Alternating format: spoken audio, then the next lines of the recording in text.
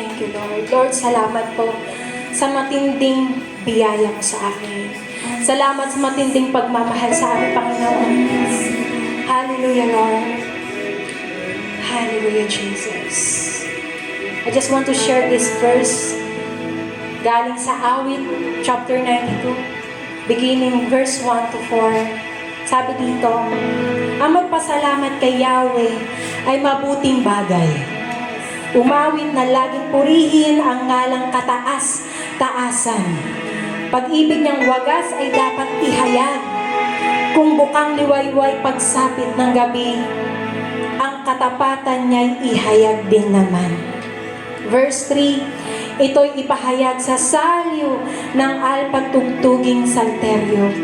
Sa magandang himig ng tugtuging liray ipahayag ito. Last verse, ako'y nagagalak sa iyong ginagawa na kahanga-hanga. Sa lahat ng ito, ako'y umaawit dahilan sa tuwa. Amen. Palakpakan natin ang salita ng Panginoon. Thank you, Lord. Alam niyo ba, church? Sabi pa lang sa verse 1, ang magpasalamat kay Yahweh ay mabuting bagay. Ulitin natin, ang magpasalamat kay Yahweh, amen. Ibig sabihin po, every time na nagpapasalamat tayo, tama yung ginagawa natin. Dahil mabuti siyang bagay na ginagawa natin para sa Panginoon. Amen. Alam niyo ba yung verse na to, it's about ano siya, about kanta siya, awit siya, about pagpapahinga. Kaya nga sabi dito sa verse na to, actually kanta to ni David. Amen. Na talagang sinasabi ni David na sa pagbukas pa lang ng liwayway, pagsikat ng araw, pasalamatan natin ng Diyos. Amen. Dahil sabi dito ni David, kaya tayo umaawit dahil sa tuwa yun. Dahil yun sa puso na meron kang joy. Dahil nandyan si Lord. Alam mo, totoo siya. Kaya ngayon sa hapon na to, church, wala tayong ibang gagawin kundi pasalamatan at itaas ang pangalan ng Diyos. Dahil sa biyaya niya at sa sobrang pagmamahal niya sa atin. Alam niyo ba, from the beginning, andyan na si Lord. Yung nangyaring bagyo na Yolanda na sinelebrate natin siya 10 years ago na siya. Grabe. Wala man ako dito pero naiintindihan ko yung nararamdaman ko kung anong nararamdaman ng mga taong naka-experience mo. Bakit ngayon pasalamatan mo ang Diyos dahil nandito ka, tumatayo ka sa harapan niya. Buhay ka. Kung meron mang nawala sa pamilya mo, hindi ko alam kung sino sa hall dito. Alam mo, pasalamatan mo pa rin ang Panginoon dahil meron siyang matinding plano sa buhay mo, hindi lang sa'yo, pero sa buong pamilya mo. Come on, bakit hindi mo itaas yung kamay mo? Come on. Alam mo ba, sobrang mahal ka ng Diyos. Inabot ka ng Diyos. Amen. Thank you, Jesus. Come on.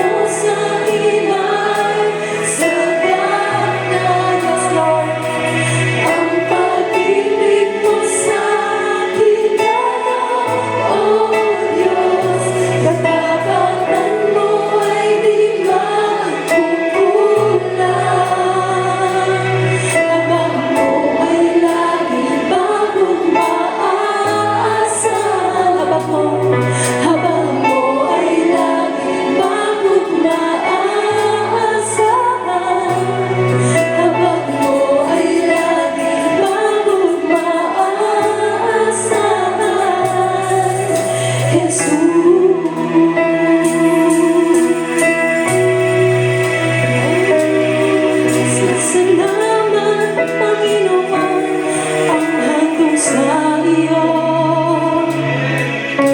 Papuri ko sa may inaalay sa iyo. Sa buhay ko'y kailangan itataas.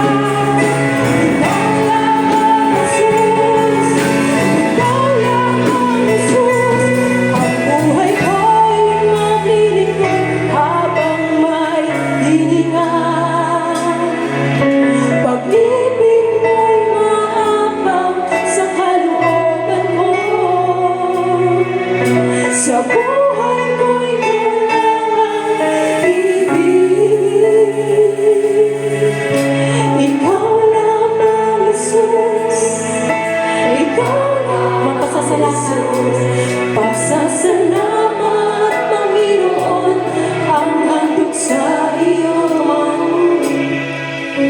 Magpuri pa sa may iaalay sa iyo.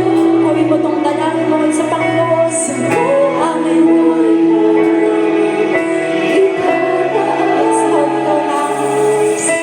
Ikaw lamang, Jesus.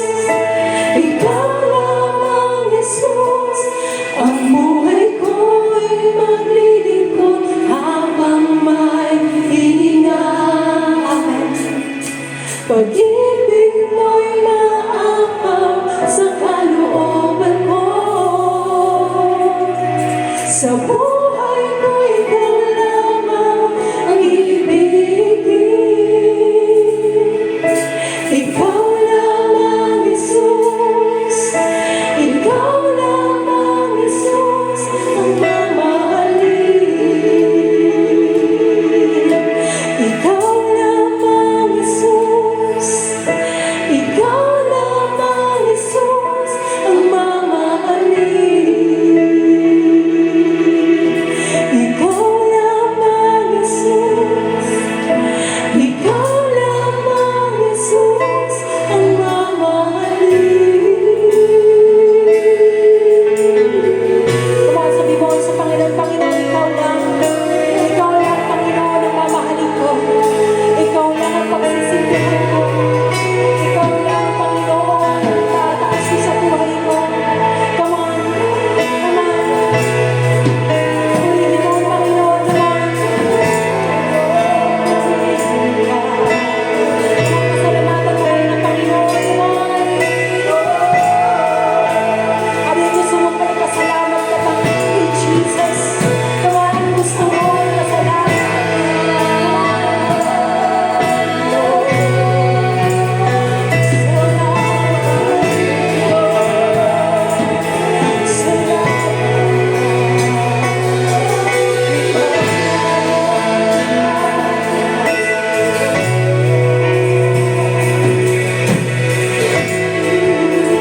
Yes. Come on. Palakpakan natin ang Panginoon. Tunay nga po, nag-uumapaw ang presensya ng Panginoon sa lugar na ito, sa puso ng bawat buhay na narito. May it be nasa online or on the ground. I know, lahat tayo, we can testify the overflowing goodness of God sa buhay natin ngayon. Right now, let's raise our hand. Pasalamatan natin ang Panginoon sa lahat ng bagay na gawa o hindi pa nagagawa, ang mga panalangin na sagot o hindi pa nasagot. Lord, thank you. We thank you, Panginoon.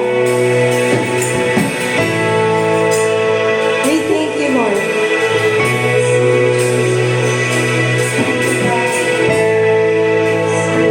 But today, kagaya ng kinanta natin kanina, the first song that we sang,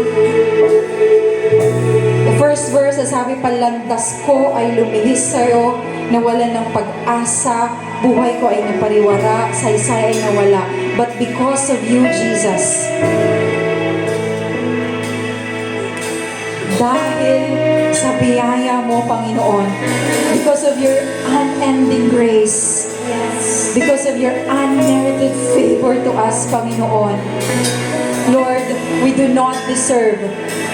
Hindi namin deserve kung ano po yung meron kami ngayon, but Lord, through you, Jesus.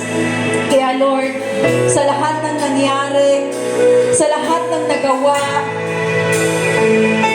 Lord, isang salita lamang po ngayon ang kaya namin bigkasin, at yun ay ang pasasalamat. Pasasalamat, Panginoon.